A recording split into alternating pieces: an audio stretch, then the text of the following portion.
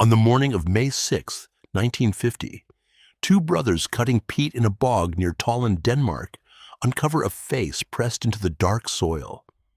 The skin is soft. The eyelashes are still there, resting on the cheek.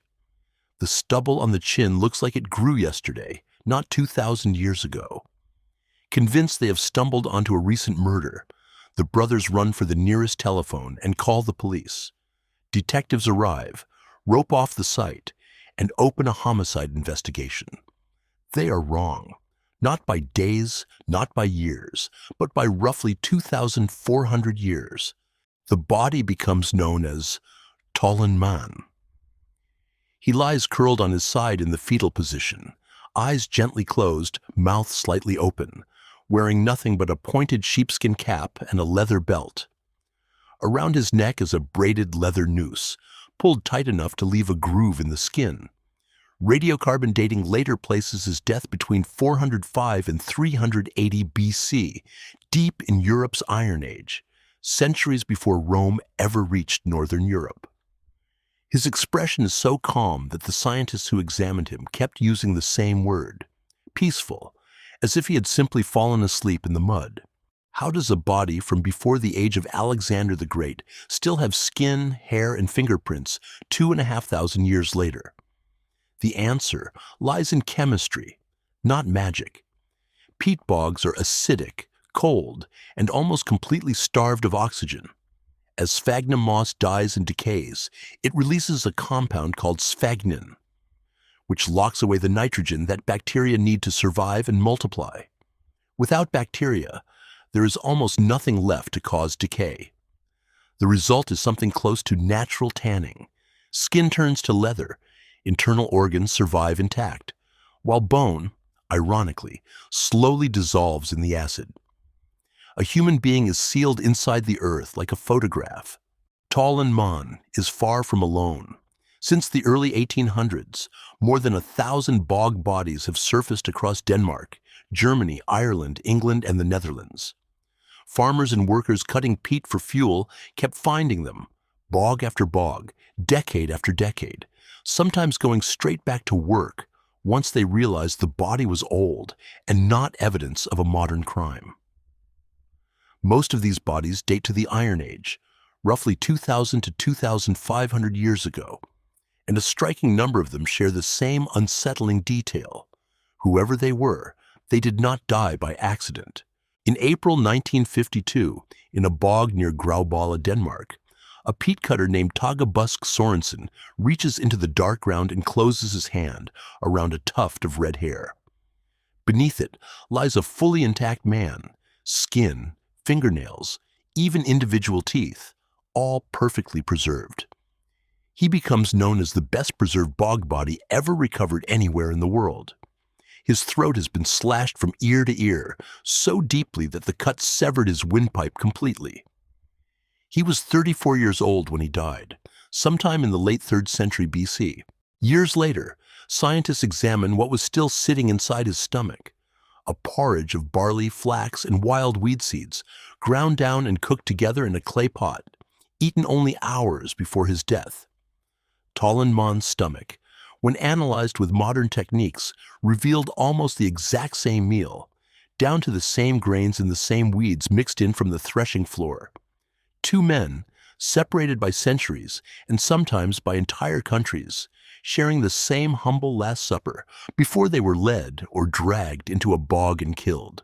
In 1952, in Windeby, Germany, archaeologists uncover a small, fragile body and name her the Yde Girl, assuming from her slight frame that she was a teenage girl, perhaps punished with death for some transgression against her community. For 50 years, that exact story is repeated in museum plaques and history textbooks around the world.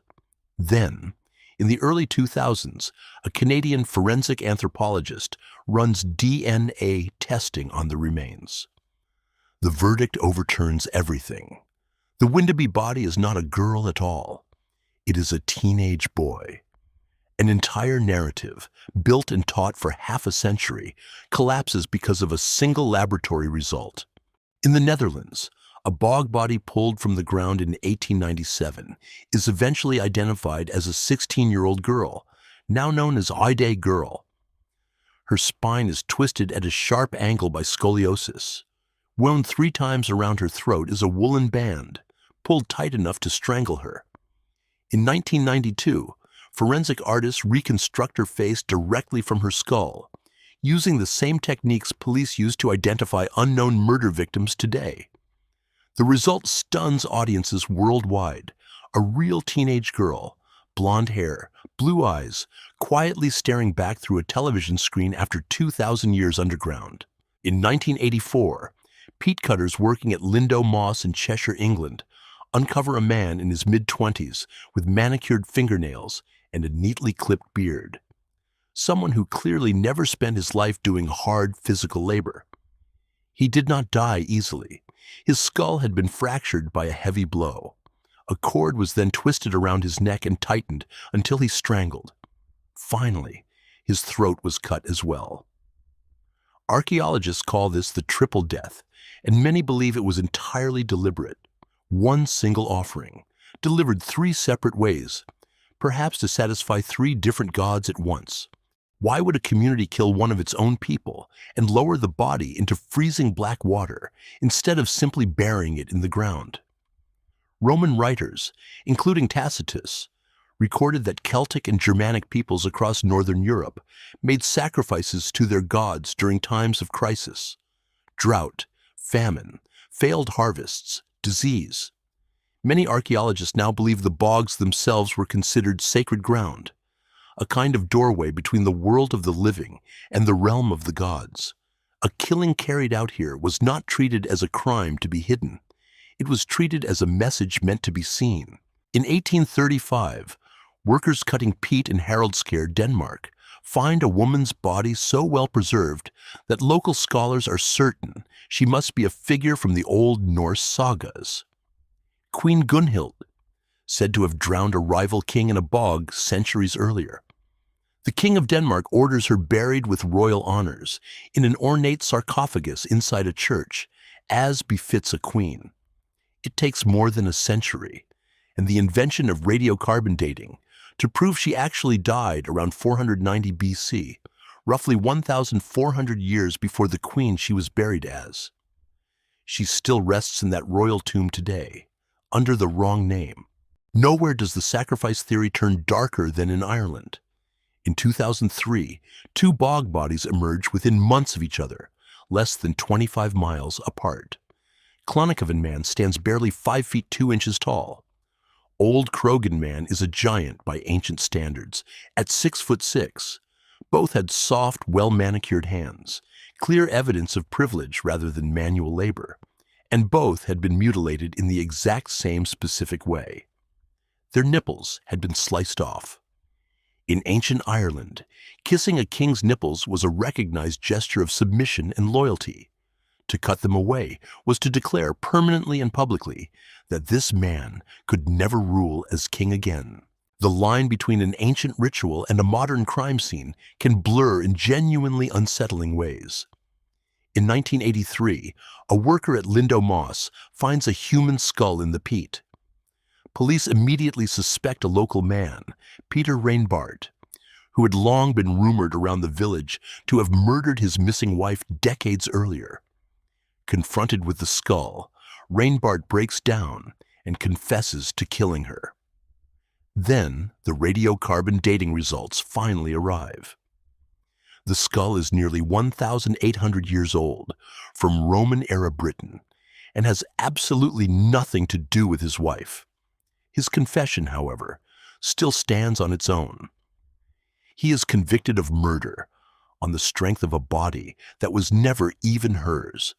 Bog bodies are still being found today. In recent years, new discoveries in Ireland have triggered the exact same reflex.